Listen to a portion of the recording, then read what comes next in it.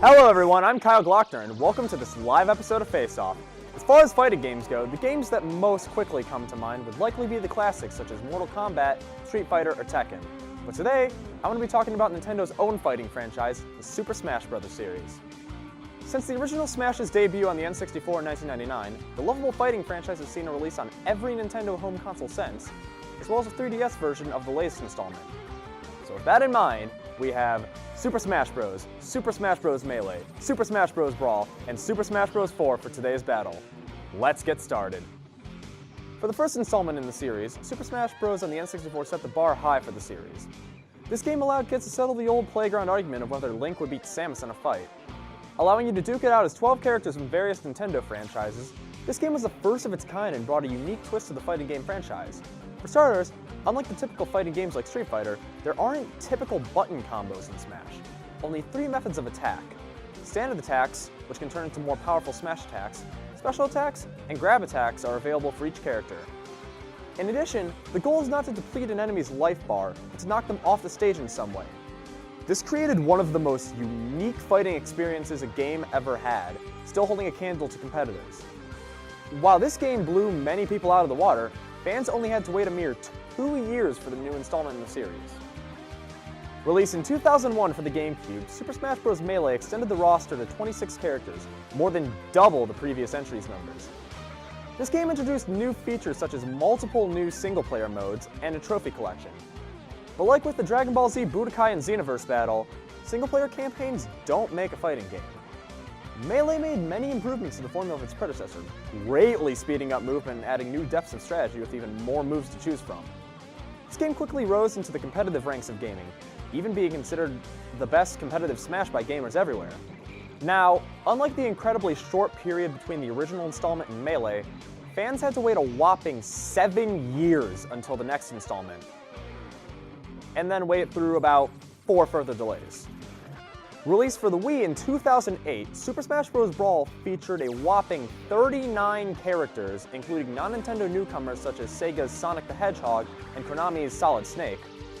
This game changed a lot from Melee, adding a full single-player campaign with a unique story to bring all the characters together with an original boss at the end. It slowed down the pace of fighting to many fans' displeasure. Another unwanted feature is the random chance that a character can trip during battle. Now, I know that sounds really picky, but if you've played Brawl before, you know how frustrating it can be to have the perfect opportunity only to trip and then die.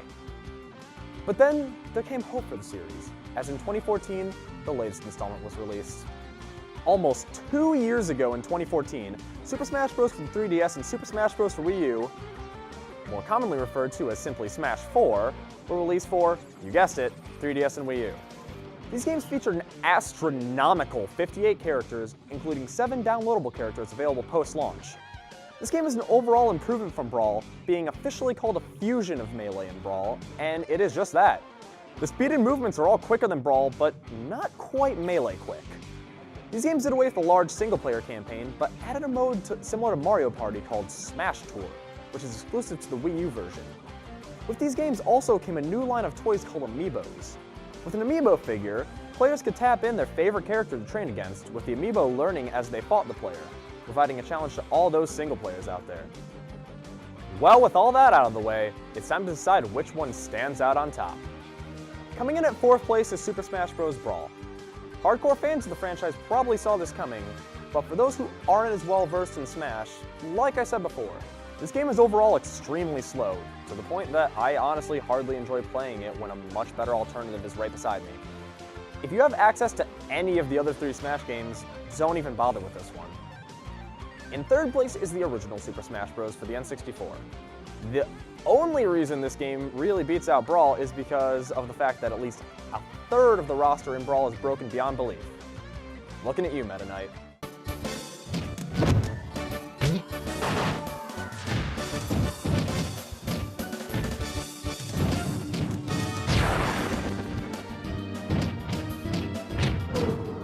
This entry is simply the most bland in the series, as would be expected of the first entry in a fighting game, and sits comfortably above Brawl in the rankings. If you have a chance, get this game solely to see how this amazing franchise started out. Coming in at second Add a disappointment to most is Super Smash Bros. Melee. While this game is the best competitive Smash in the series and offers some of the quickest gameplay, it's only the perfect game for those in the competitive field. As a casual fan, Melee is really just a fast-paced version of the others, but with a smaller roster. But for those fans like me who consider themselves a mixture of casual and competitive, this next one's for you. As you can figure out, Super Smash Bros. 4 claims the #1 spot. With the largest roster and the most balanced gameplay of all the entries, how could this game not be #1? It appeals to both the casual and competitive fans by offering a gameplay style that both types of fans could get into. So by those standards, Smash 4 is the winner of this battle. So what do you think? Which Smash do you think deserves the #1 spot? Be sure to let me know by tweeting me at ZTVGoofingOff using the hashtag FaceOff. Until next time, I'm Kyle Glockner, and I'll see you next semester on FaceOff.